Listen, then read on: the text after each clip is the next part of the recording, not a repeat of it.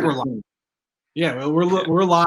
Welcome, Investor Series panel. I guess we'll talk with Kai Bond, partner at Courtside Ventures. Welcome, Kai. We have Philip here at Idea Motive. How are you doing, Philip? Before we get great. You had a beautiful background too. Yeah, absolutely. I'm Philip, and I'm calling you from Warsaw, and I thought I can show you guys a little bit how Warsaw actually looks like. And it's actually amazing. It's a pity Mike's having some technical issues here, but he's gonna come back stronger as usually. So we're not afraid about that. It's amazing we can be here. I can be here with you, being so far away. It's 6 hours ahead. And thanks, Mike and Jimmy, for pulling this off. It's amazing that we can keep doing businesses and networking. So I represent Idea Motive, company where we build software for startups and possibly startup like yours. And very often I get from my webpage, mobile app, software in general, it's one of the most expensive things in their early stage budget. So it was for our client, V Universe from New York City. To optimize costs, they had software providers from around the globe, South America, Asia. But after a year of working together, whenever they needed software, their CTO would be like, hey, we need Idea Motive on that. And we became their unique provider. Why? It's because our engineers are no different than those from American universities, but they're twice as cheap. The only downgrade here is 6 hours time zone difference, what you can see behind me. But does it really make sense to pay double just to work in the same time zone? So if this all sounds interesting to you, and you or someone you know could benefit from software development in reasonable budget, just give me a call. And as I did last time, and it worked very well, I had awesome conversations with you guys. I'm giving away $500 coupons for first 5 people to schedule a call with me. $500 on our services, which is software development and graphics design, or any consultations for startups. So I'm posting a link here. It should be right here. And be really happy to have some morning chit chats, morning coffee chit chats with you guys to get to know you better, to find common ground and maybe learn how we can help each other. So I'm posting a link in just right in a second. Looking forward to talking to you guys. Hopefully we can meet and have some common grounds here. So thanks for having me. It's an amazing opportunity, and enjoy the rest of the show. Bye-bye. Thanks, Philip. Background, nice. Where can they find you? What website? What's the website? You post that in the comments as well? Yeah, so I just posted in the chat, so you can just go and quickly learn about us. This is the background is Warsaw, the place where we're based at. And we're in New York every 3 months, so hopefully if we meet today through... Oh, and Michael, I think I'm here. Oh my gosh, you are here. That has literally never happened during all these events, so apologize for that. Philip, keep going. Yeah, I don't want to interrupt. No, I'm kind of done. Thanks for having me. Thanks. It's an amazing opportunity to be here. Yeah, I mean, it's always great to partner with you guys, and I'm pretty sure you probably mentioned the $500 credit for people, in Entre to, get their projects going, apps, software, all of that. We're thrilled to have, you guys as a partner with these events. And we got an exciting one here because Kai's fantastic. And I'm excited for this. So, Philip, I'll let you go. Thank you so much for being here again. We're going to drop all of the links and stuff, which you probably already did. Yeah. Fantastic. So let us know if good to have you back, Mike. Bye. Yeah, Phil will be around. So book a call with him. He's a great guy, great company. So thank you so much, Phil. Appreciate it, man. All right. Bye. All righty. I'm gonna leave it to Charlie to do what he does best in interviews leaders, and we got a great one here today. So if you guys aren't familiar with Entre, if this is your first event, I'm sure Charlie gave a quick rundown of it, but we're a social network for entrepreneurs. We do a bunch of events. We bring speakers, investors, founders on here to talk, share their insights, share their tactics, strategies, advice for founders and entrepreneurs. And we got a lot of exciting events coming up. We have a pitch competition, which we extended the deadline. It's going to be Monday. Winner gets $1,000 cash. We're going to have a great panel of VCs and angels as judges. So if you want to apply for that, I'm going to drop the link in here. We are slowly onboarding people into our app also, which is now live in the app stores. It is invite only, but I'll drop a link for that too for you guys to check that out as well. And we're just excited to have everyone here. It looks like we have a decent amount of people in here, so this is going to be fantastic. We'll jump right into the interview, and then at the end at 4 o'clock, we'll switch over and do some networking. So there's a networking tab on the left-hand side. You'll actually be able to basically FaceTime the other attendees for 5 minutes each, and then it matches you with a new attendee. So it's a really cool feature. It allows you to actually meet people, which is a cool thing, during these times. So I hope everyone is safe out there. Thank you for tuning in. And without further ado, Charlie, Kai, I'll leave it to you guys. Thanks so much. Thanks, Mike. Appreciate it. Also note, everyone just drop their LinkedIn link on the event sidebar there. Also, if you got any questions, right around 3:45, we'll start taking some questions for Kai. But without further ado, let's just kind of get into it. Kai, partner at Courtside Ventures, appreciate you coming today and talking with us digitally, virtually. Welcome. Thank you. Good to be here. Thanks for having me on. Yeah, very exciting. So just a little background again, who I am. I think you do know who I am, but Charlie NYC at Charlie NYC, charlienyc.com. So we interview entrepreneurs, founders, investors. The whole purpose of this for today, for everyone listening, is to better understand you, introduce you to the Entre community, and also try to find opportunities that you're working on that maybe we can collaborate with, and then we could all possibly work together and pick up some tips and tricks along the way. That's essentially it. So there we go. Yeah, let's talk about Courtside Ventures a little bit. Early stage fund focused on digital media, sports, and fitness and gaming. A lot of hot topics right now. Can you give us a little bit of background, your say on what's happening and what you're doing with you? Sure. Yeah. So thanks again for having me on. It's nice to meet everyone here. So just so you know, the fact that you have founders, investors, all on, hopefully I consider myself a little bit of both. I've started 3 companies in the past. Had 2 startups in the gaming ecosystem and another streaming platform called Pixietv that was acquired by Samsung. So I've had a couple losses and a win on the founder and entrepreneurial side. And after about 10 years of running my own businesses, started investing out of Comcast Ventures and recently joined Courtside. So I've been at Courtside Ventures since September 2019. We are a small early stage fund based in New York City. We are all virtual now, as the world is. We invest globally, primarily at the pre-seed and seed level. We'll also lead some Series A, depending on the stage and progress of a company. Our 3 verticals of focus: fitness, health and wellness is one bucket. Sports media is the second bucket, and gaming and esports is the third. I have 2 partners, Deepan and Vasu. I lead the gaming and esports side. Vasu leads sports, Deepan leads the fitness, health, and wellness. We all bleed into each other's kind of verticals and help, diligence and make connections. So typically $1 million at the seed. We'll follow on through the Series A and Series B to maintain our stake. All 3 of our partners were former founders as well and entrepreneurs. So, we love this stage of a business. We consider ourselves experts in company building.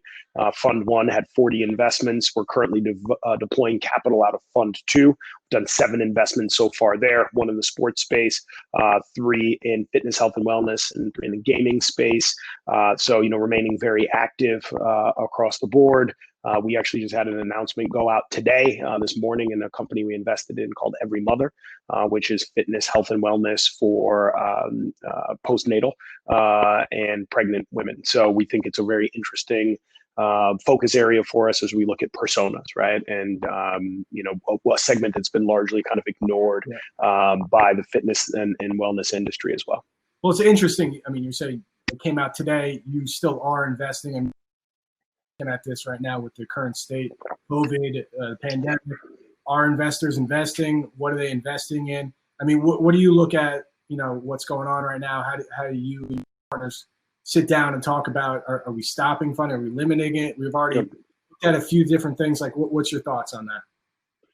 Yeah, look, I think it's different for every fund, right? There's a complex ecosystem that goes on from institutional LPs and investors coming into funds, and how the GPs are looking at deploying capital into startups.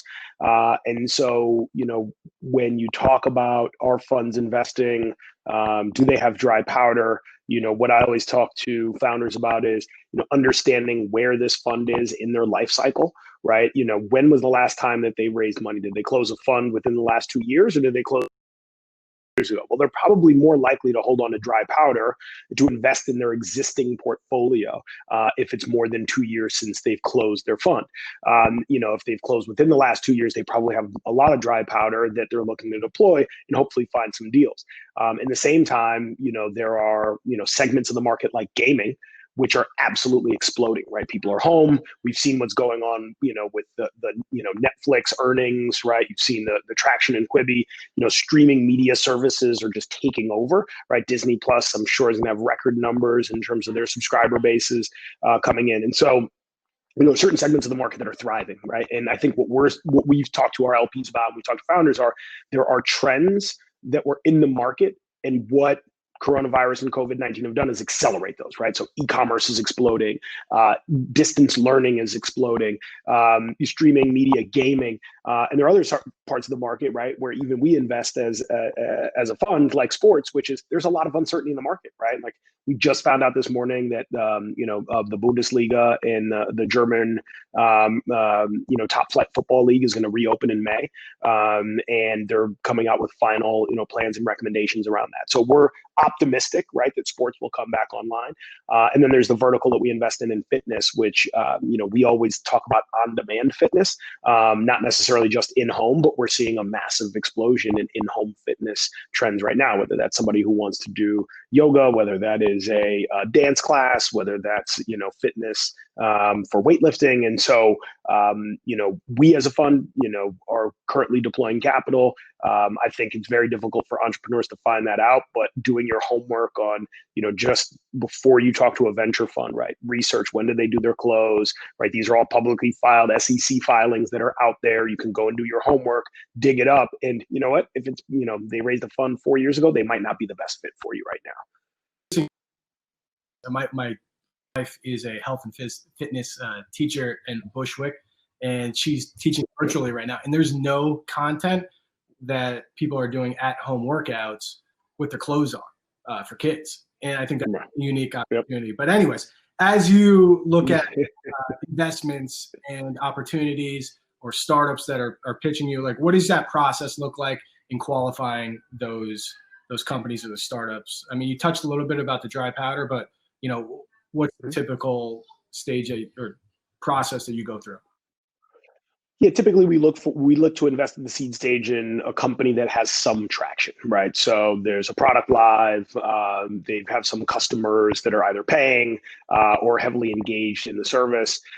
So we typically invest past the pre-seed phase, past maybe an accelerator amount of money, right? Like a friends and family round of 150 to 250, or a Techstars like round coming through. So that's our sweet spot.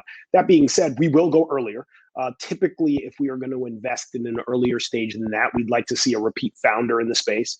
More likely than not, somebody who's had some success in an exit in the space and has the domain expertise that differentiates them from the rest of the pack, right? So maybe some unique knowledge, a perspective.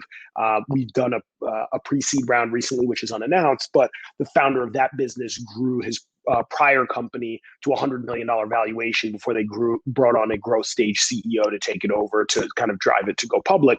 And his real expertise is kind of in that 0 to 1 phase. And so we knew domain expertise, grew it to a huge valuation, gained insights from that last business, and is now applying them to the new company that he's starting. And so those are the types of opportunities we'll go earlier for. It's not completely off the table, but there needs to be something very special there around the founder market fit as opposed to the product market fit, which we typically look for at the seed stage. Right. And you're you've founded 3 companies. You've been through the ringer quite a bit, ups and downs. What are some of the tips, I guess, lessons learned along that process, going back either through SwitchGames, Pixietv, any of the companies that you found that you've learned over the process that you possibly portfolio companies? Sure. Yeah. So the first thing that we talk about with founders, particularly first-time founders, we'll back first-time founders. We're not against it at the seed stage. Probably the most important trait that I talk to founders about is coachability. When we look at, the market, and I'd always ask people, do you have a hobby? What's your hobby? Do you play basketball? Do you play an instrument? Do you like to cook? And then I ask them, okay, so how long do you think how long did it take you before you became good at basketball? How long before you were great at, playing the guitar? Before you were a great cook, right? 5, 7, 10 years, right, before you master something. Entrepreneurship is no different, right? You have to master a craft. And so understanding that there's not only this idea that someone is maniacally obsessed with a product or a problem that they want to develop, but more importantly, that they are probably not that good at being a CEO of a company, right? They might have a lot of domain expertise. They might be fantastic visionary at product design or business development and sales, right? But understanding that being a good CEO is much more than it's a complex thing, right? You're managing people, managing a team, you're trying to develop culture within your organization, trying to understand the sales process, business development, marketing, actual engineering and building that product out. And so you're stretched so thin across those areas. So where are your core strengths? Where are you going to continue to own? Where are you going to hire around you to complement those skill sets and make sure that you're still getting stronger, because you want to be good at it, but it doesn't mean that you're going to own that space. And so coachability is a huge one for us. That thirst to continue to get better and prove that you want to, continue to be better at this craft. The resiliency, right? We look for founders who have either bootstrapped a business, done more with less, than any of their counterparts, because, when times like this hit and they've been through the hard time already, there's a certain, calm throughout all of the trials and tribulations, right? And so we look for people who have had life experiences that are incredibly challenging. My business partner moved here as an immigrant and started a company. We love kind of the underdog and the resiliency mentality, things that we look for in CEOs and founders. And I think, the last one is, and we talk about it, is like just the passion. Like, why are you doing this? Why are you and your team going to stick through, come hell and high water, and continue to persevere? Startups are the hardest thing you can possibly do, right? Like, you have control over about this much of what's going on in the world. And, you see great iconic companies, right? Like Airbnb, they were poised to go public, right? And, they're now laying off 25% of their staff. And it's horrible, but these are the types of things that you look for. Are they going to be able to get through these challenging times and make the hard decisions that are necessary? And so those are just a couple of the core characteristics that we think through when we evaluate CEOs. When you talk about coachability, mentorship aspect of it, what are some, guidances or resources do you give to your portfolio companies to help them get better? Is it a general assembly class? I mean, is it an online course? Is it a book you give them? Like, what are some of the tricks you help them evolve? We really believe fundamentally that, the types of lessons learned around being an entrepreneur, it's kind of like a tribal knowledge, right? And so, like, unless you've gone through it and kind of lived through the experience, it's really hard to just read about something in a book and internalize it, right? And so we try to not be overly prescriptive, but there's moments in time when we might say, oh, remember, founder X who had the same thing happen through maybe a regulatory change in the environment, right? So, we were early investors in like the sports wagering space, right? Daily fantasy and all that sort of stuff. And so when passport reform comes around, and this is the legalization of gambling across the US, we have people who have experience dealing with the regulatory markets. And so we point them to founders we know in our network. So, we believe that a lot of this is mentor-driven approach, and pairing up the right founder with the right individuals in our network to work through them is really kind of the most key area that we focus on. Is there that I want to touch on? First, the mentorship aspect of it. Did you have a mentor along the way that, early stage or even today probably keep, what has he taught you, or he or she? Yeah, so I have several mentors. I'm very fortunate in that regard. I have 3 people who, are at different stages of their career, right? Somebody who's in their mid 40s, somebody who's in their mid 50s, somebody who's in their early 60s. And each one of them brings a different type of guidance to bear. One person's been a founder multiple times and is now a venture capitalist. Another person's had 3 successful exits. Another person's, a C-level exec at a publicly traded company. And you need to call on people for different reasons, right? Sometimes I'll call on an individual. I'm like, hey, our partnership's going through this struggle right now, right? Like, how do you go through reconciling differences at the partnership level when it comes to voting, when it comes to structuring how we're getting deals pushed through? And then there's different types of guidance that I'll need to seek from, hey, like,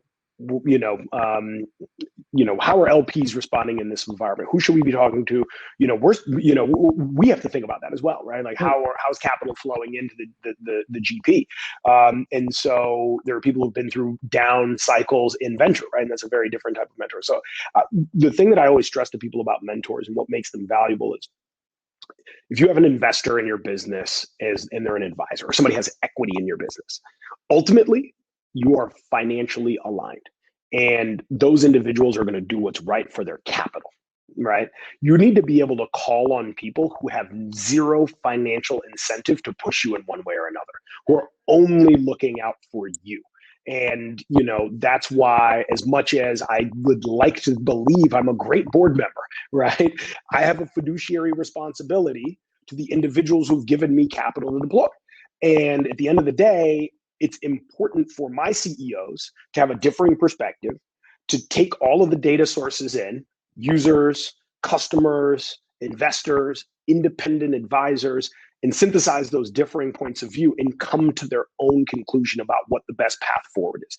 And if you don't have all of the different ingredients for that recipe, it's not going to come out tasting so great, right? And so independent kind of mentors and advisors that founders get are incredibly critical. And the other thing I always tell people is, why does this person care about being your mentor, right? Like, you'd like to believe everyone's doing this out of the kindness of their heart, but like, let's be very real today. Like, a lot of people at home with kids trying to figure out how to do homeschooling. Their kids aren't going to school. Their daycare is closed. They're figuring out how to get 5 or 6 hours of quality work done in a day. Then they're getting back online at 8 and working until 1 a.m.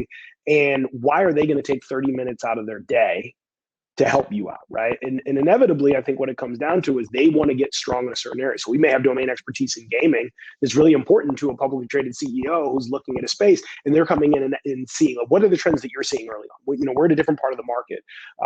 And so you have to be able to give something back to the people that are mentoring you, right? It shouldn't just be a one-way relationship. And so figuring out, whether that's research or data or synthesized reports that you're driving back into those individuals is key. We're talking about the team, building out your team, being a leader, and focusing on your strength. Now you're just taking it to a different level. You're talking about the network itself. We're on a networking platform right now with Entre Group. So let's stick on network and building your network. How do you network, and how do you find those types of people? Obviously, there's probably past relationships down the way. But when you do find that person who brings qualities that you don't have and you think that can work together, how do you stay in touch with those people? How do you find them? And, tips you could give to the community. Yeah, from a VC perspective, I mean, people forget how long-term of a game this is, right? We have a fund. It's a 10-year, life cycle for a fund. You'll likely raise multiple funds over that time. So you're talking about, 20, 30, 40 years of what individuals are expecting to do with their career. And you'll see people go through multiple startups, right? I've had people who passed on all three of my startups, right? As venture investors who I now co-invest with. And they were like, yeah, it didn't make sense for us to deploy capital, but, we think it's very valuable to stay in contact. So I think, one is, what are the knowledge and insights you bring to bear on a vertical that might be valuable to them, right? So we co-invest with a lot of people in the health and wellness space. And, one of the things I would say is, like, you need to have expertise around publicly traded companies, around private markets, PE and venture. You want to know what's going on in academia. What are the core technological, like, disruptive things that are coming 5 years down the road that academia is worried about, right? And scientific changes.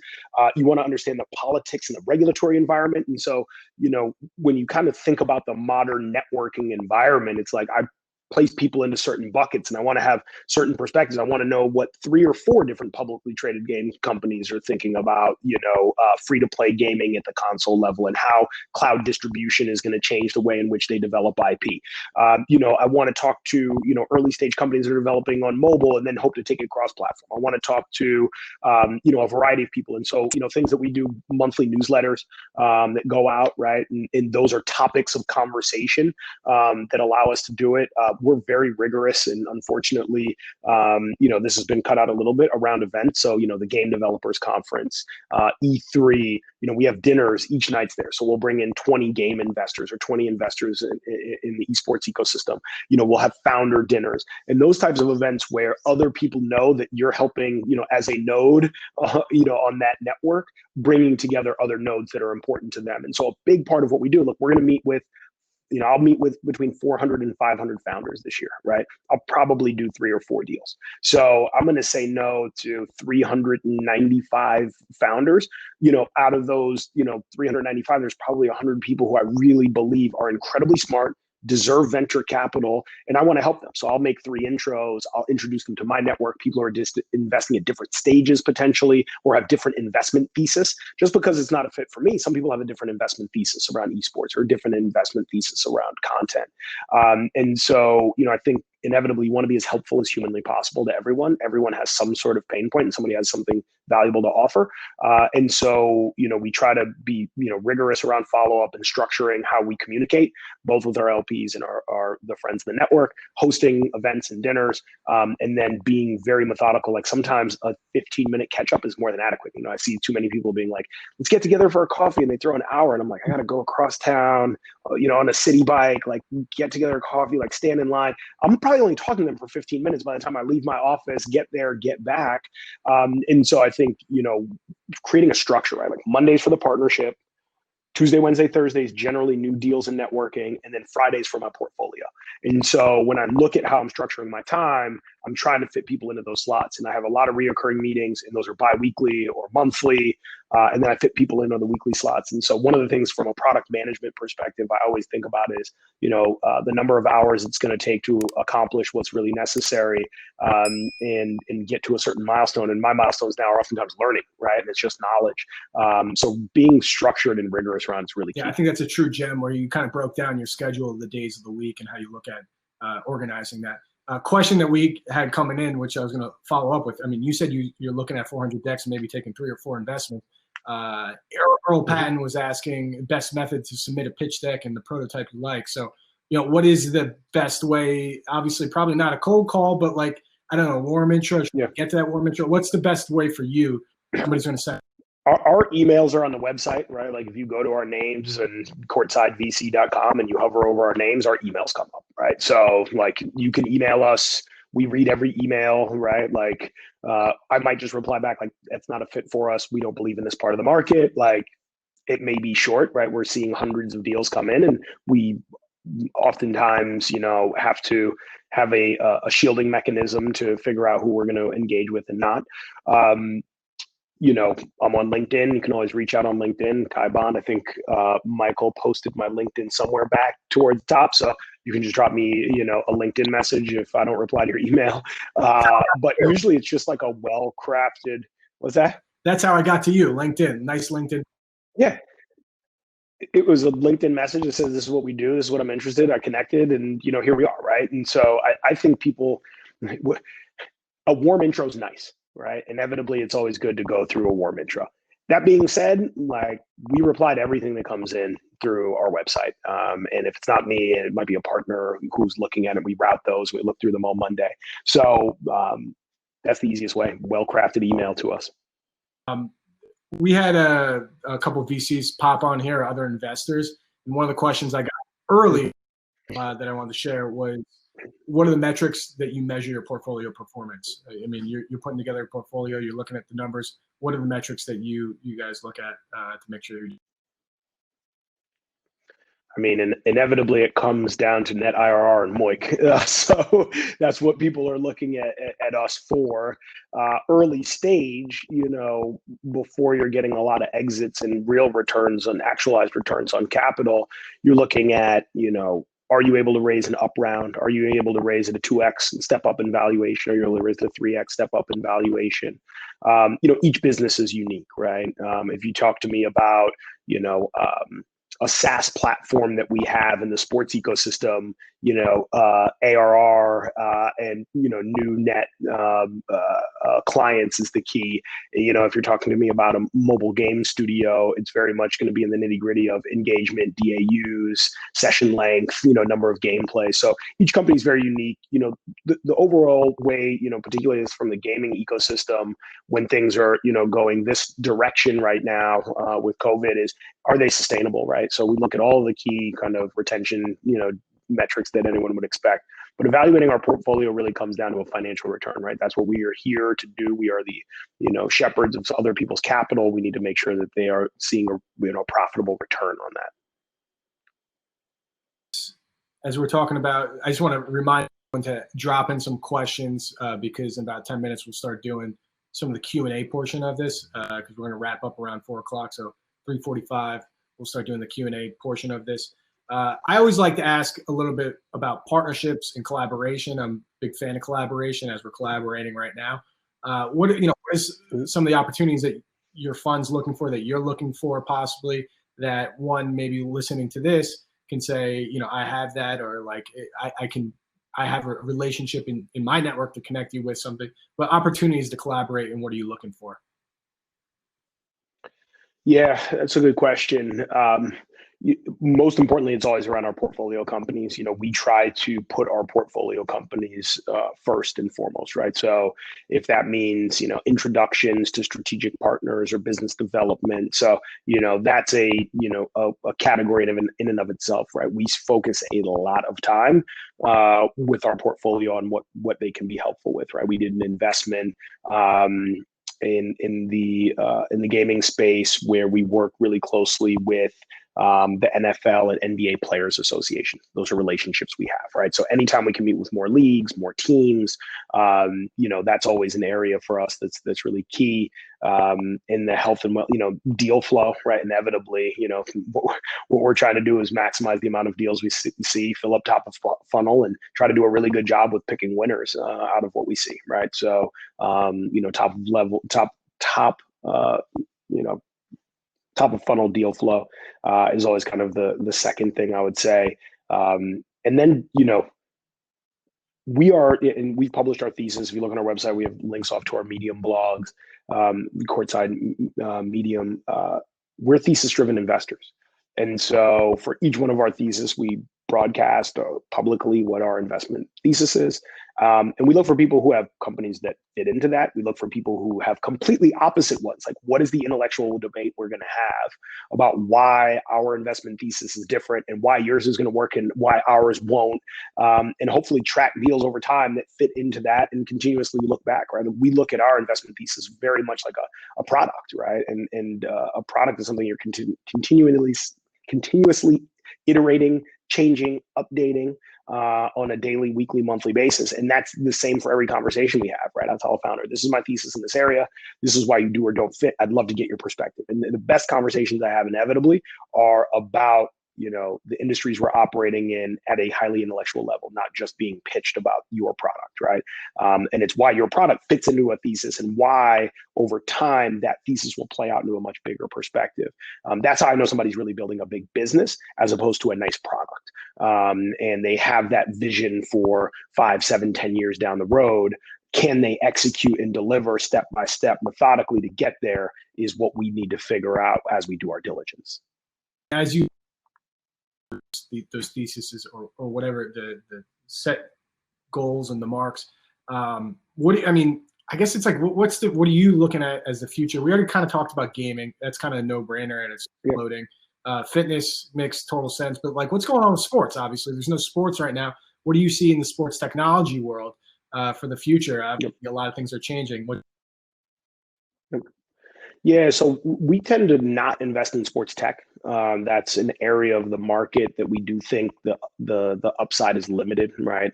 You just don't see a lot of publicly traded sports tech firms, right? Sport Radar is probably one of the only ones out there that you can point to as a huge multi-billion-dollar success. Stats is another one of those businesses. They were data businesses, and that data was supplying media businesses. So when you look at sports for us, sports media is a very interesting medium for us. So we're investors in The Athletic, which is one of the largest subscription media businesses in the US.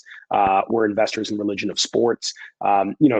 Even with sports being shut down, The Last Dance on Sunday nights is getting incredible viewership, right? And it's off the charts. It's because people are yearning for sports content, right? Regardless, and whether that's 24/7, which my wife was never a big fan of boxing, and she watched the Floyd Mayweather Ricky Hatton 24/7. She was like, "Oh, this is just a sports soap opera. I get it, right?" And so there's different types of content and entertainment around sports that I do think is particularly interesting. That's coming to market, right? And esports blends into that a bit, but that's primarily our focus in sports is around sports media. The other areas, youth and participatory sports is enormous business in this country. Right? It's a multi-billion-dollar business, and I don't think that that's going to go away, right? I still think people are going to want to play sports and be engaged.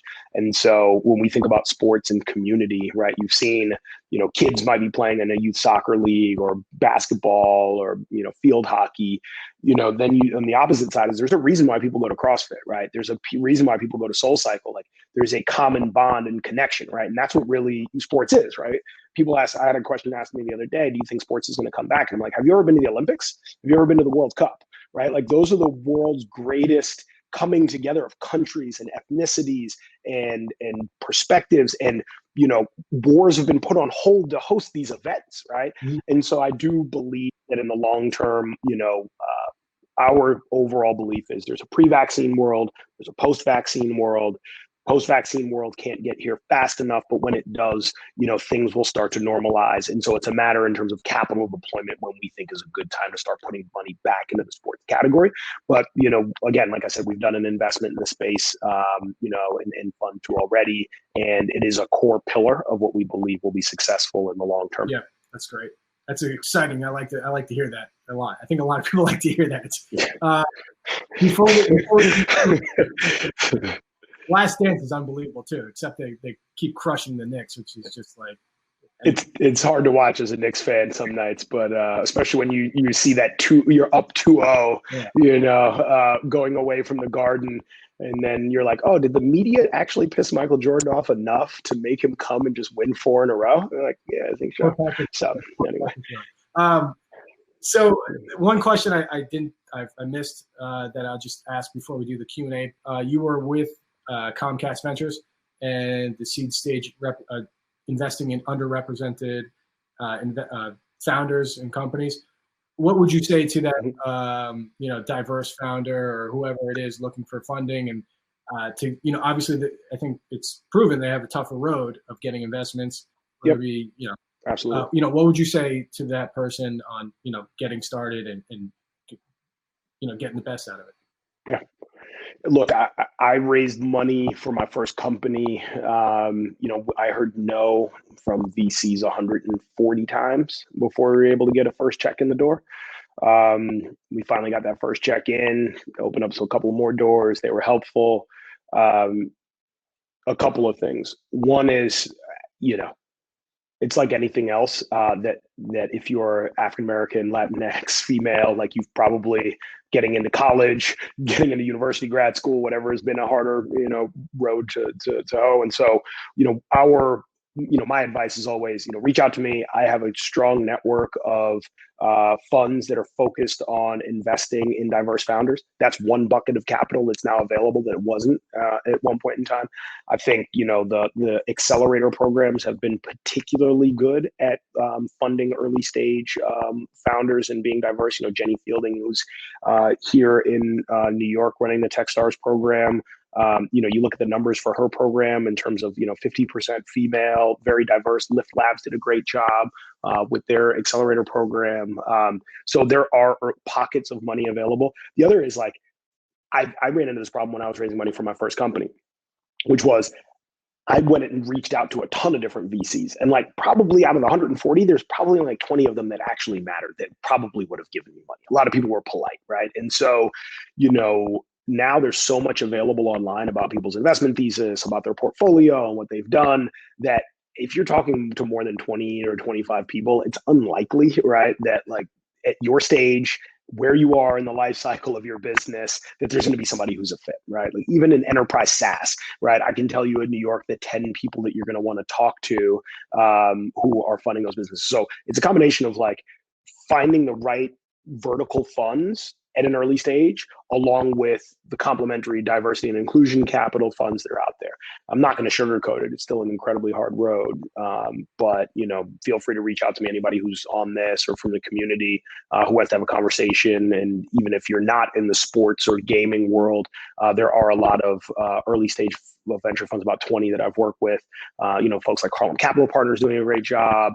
BBG here in New York. I'm plugging all the New York firms because I see them and know them on a regular basis. So I can be helpful on that front. Backbridge Capital, Del Johnson we had on the show, and Tony with Play West Coast, two great. Yeah. And Lowe's doing direct investments. He's funding funds, right? I think inevitably it's going to have to come from somebody like Lowe, right, to invest in a ton of funds. And those fund managers are going to start to, have the opportunity to, Michael's changed his profile, to continue to push that money down, right? I do think that, unfortunately, venture is about some pattern recognition. And so what we need are more diverse and inclusionary tactics at the LP, at the GP level, so that they flow into the founders, right? And that these changes take years and years and years. We're at the very beginning of those cycles. Well, Nathan asked the question, which we'll jump into the Q&A, right? And it goes with this. Yeah. How did you get the initial capital you needed to start your very first business? You mentioned you reached out to 300 people. You probably should have reached out to the top 20, I don't know, VCs or whatever it is, but can you dive into that a little bit in detail? And maybe so we bootstrapped, it was 20K. Very luckily we built out a prototype website. It was ugly as hell. It was called SwitchGames. SwitchGames, for those who don't know, is peer-to-peer trading of video games, right? So GameStop does several $1 billion a year. They buy a game from a kid for $10 and resell it for 30. And someone who walks into a store sees a $30 game or a $60 game, they buy the $30 game. And they make most of their corporate profit on the used games market. We thought it was incredibly unfair to the gamers, and we thought it was bullshit. So we built a very ugly prototype that looked a lot like Craigslist to prove that people would want to trade video games with one another. We didn't have any payments processing gateway. We just wanted to prove if we launched a site and developed a community of gamers who are for gamers, that they would trade. We did that. We then went out to market and said, look, in order to start generating capital, we need to charge $1, right, in order to make a game trade on each side and make sure there's no fraud. And we built out the site. And so, initially it was around bootstrapping to get the business up and running. We then went and raised seed capital, and they weren't institutional investors. They were high net worth individuals who had interest in the category and understood how marketplaces were developed. So I think, one of the unique tactics today that I would take for sure is going and identifying. So if you're building a marketplace today, go and find the top 50 marketplaces globally. Find the top 20 individual investors, right? So in New York, FJ Labs, I consider probably to be the best marketplace investor on the planet. That's all they do. That's their expertise. Fabrice also puts his own money behind stuff instead of just through the fund. So trying to find out, how you can get him in for 50K, that's a really positive indication. It might not be all the money you need, but he knows a lot of people, and it's a really strong indication in the market. If you get one of the people who's built one of the world's largest marketplaces, has a portfolio, that you'll go off and do it, right? And so, high net worth individuals going out and rounding up capital, I think, is a legitimate way to do it as well. Stuff. We're getting some good over here. Yep. I'm looking through some of it, but pick off what you want. So Simeon Woods, we've raised angel money and hired an offshore developer to build our first prototype, but we will need additional capital to test our assumptions when we launch this summer. What recommendations do you have for startups that are working to navigate through this period between prototype launch and product market fit? Man, there's a lot to read. I got that out though. There you go.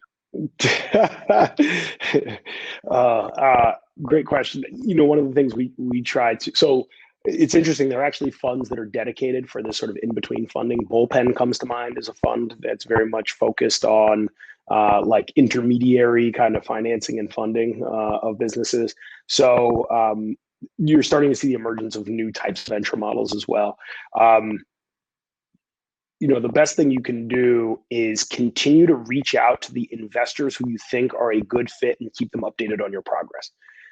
I've passed on rounds before, and then I get an update 30 days, 60 days, 90 days, 120 days. And over the course of 4 months, I go back and I'm like, Karen did everything she said. like I literally did this with a company. It's not in the Courtside portfolio, it's a prior fund. I met with her. I was like, this is great. I love what you're doing. Your bootstrap revenue is a couple $1,000. Like, it's probably not going to get through my investment committee. And every month, the numbers, the CAC went down, the cost, average order value increased. Subscription revenue kept increasing. All of the key indicators that you knew that you would make something successful, right? And so after 100 days, I was like, is that round still available and open? Can I participate? And I ended up writing a substantial check-in. So like I said, this is a relationship business. It's a long-term relationship. Foster that, even if you don't think you're going to get money from them now. If they're genuinely interested and want to get updates, continue to update the hell out of people. And that's the best way to get them back in. I think Simeon's going to be reaching out to you, I'm sure, too. For some help. Ali O'Shea over at Trailmix Ventures was asking, what do you think about celebrity integrated apps like Cameo, Masterclass, and Yoke Gaming? Are they long-term investments or short-term trendy? The days of influencers are incredibly real, right? Like, you're talking about people with large audiences being able to create a trusted brand, right? And when we talk about brand development, as it pertains to startups, like, building a great brand is key. And being able to have really, truly passionate, engaged celebrities or influencers on your platform who are committed to it help get that jumpstart. At the end of the day, a lot of our belief is that might not be enough, right? You still need a great product.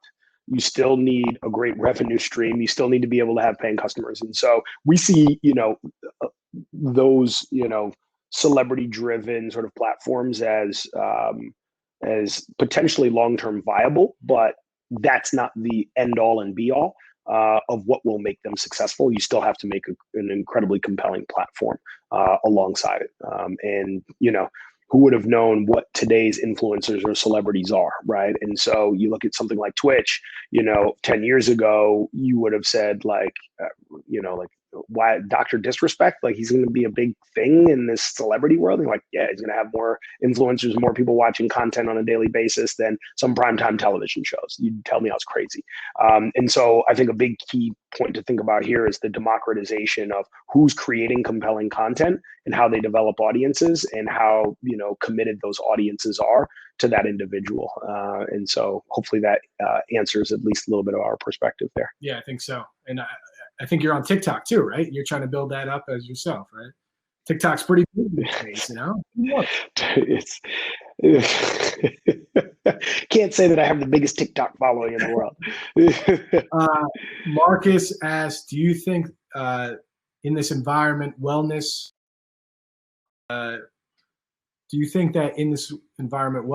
already at 4.2 trillion will grow even bigger and faster? I don't know if it'll grow faster. I do think, if you look at a large part of money spent, it's in gyms, right? People have gym memberships that are wildly expensive. And if you look at a household rate, it's mortgage payment, car, gym, right? Maybe your cable bill, right? Alongside of that. And so it's, a gym membership is a big part of that. So will that grow at the same pace? I don't know. Will there be a shifting of dollars and other things? Absolutely. And so as an investor, we're looking for those opportunities. But we believe, like, I think we're just at the beginning. Like, mental health and mental wellness is something that's just been acceptable by society to talk about over the last couple of years, right? And we're just at the beginning of seeing what that looks like.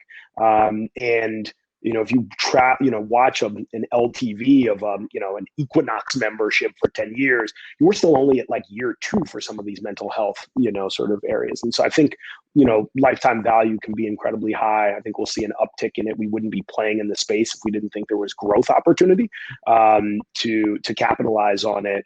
There will be more, particularly as customized care becomes a real thing. With understanding how our bodies actually function and what those one-off, implementations of, mental wellness and health look like. Well, it almost seems like there might be a shift in the money allocation, because I'll tell you what, I'm not going back to the gym anytime soon, but I will invest in a couple sets of weights for the garage or something like that. Maybe a mirror app or something like that. Exactly. Interesting. Benjamin was asking, does your portfolio overlap with the portfolio of Wayne Kimmel's firm, which I believe is 76 Ventures? You still there? Froze up a little bit. I guess I got to hold the show down for a little bit here. It's all right. Kai, come back to us. All right. Well, that was a good show. Hopefully Kai comes back. I'll hang out for a little bit. I think Michael and Jimmy of Entre will probably jump on at some point, but we were going to stop at 4:00 anyways, and we're going to do a little bit of virtual networking. So stay on here. I think there'll be links in the chat version of this. So if you want to be a part of the virtual networking, here we go. Mike, aka Jimmy's here. Hi, I just grew a beard, and can you guys hear me? Yes, I can hear you. I grew a beard and I put glasses on, but yes, my name is Michael Mara. Thank you all. Charlie, sorry for the technical difficulty. It seems like he might have got booted off or he lost connection. But fantastic show. You guys killed it. This is amazing content. Thank you so much. Is there any other questions anyone wants to ask Charlie or any before we move to networking?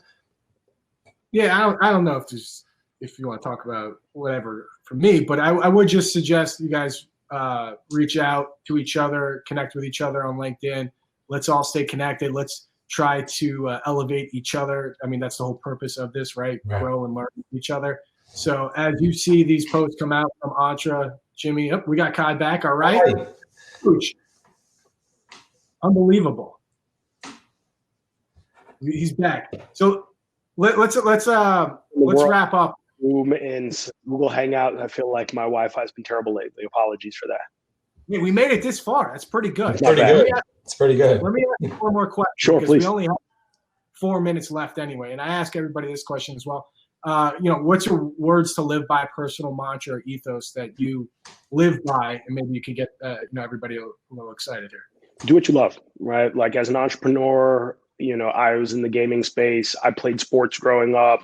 I try to take care of my body as much as possible. I've worked in video games and I love playing them. Like I do what I love, right? And it's allowed me that the midnight shift when shit is really hard or like when things are down, I'm like, inevitably you're going to go through hard times. You have to work on something you love. If you don't, if you're just doing it for the money or you're doing it because you think, oh, this is a clever way to create a better mousetrap in this industry and I'm going to make, like, that's never going to work, right? So long as you're really passionate about what you're doing and you love it, like you'll persevere through those hard times and you'll come out the better for it. And it's a long, long haul. Like, I love watching some of these stories, like, because we're in sports and we were just talking about The Last Dance. You see, where Scottie Pippen came from, right? And the years of dedication that, people who refine their craft and get to the top do. So just keep working hard, do what you love, and, inevitably that will lead to some success. Awesome. I appreciate your time. Jimmy, if you want to wrap it up and let everybody direct to the virtual networking portion. Yeah, absolutely. Thanks all. Have a good one. I'll talk to you all soon. Kai, thank you so much. Charlie, Cheers. you were awesome. Thank you, guys. Please make your way over to the networking room, start networking, meet some new entrepreneurs. If you're new to the platform, it's pretty cool. You go into networking, and then it just starts randomly connecting you with the people that are on this chat. So you get to meet people. If you enjoy the connection, you hit connect, and it basically shares your information. All right, everybody. Thank you so much. Check out Join Entre. I gotta get to my 3 kids. My 3 kids. I gotta get to them. Oh, look at that. That's photoshopped. They didn't go to see the Easter Bunny. My wife's very talented. Oh, it's okay. Next year. All right, guys. Thank you so much. Bye-bye.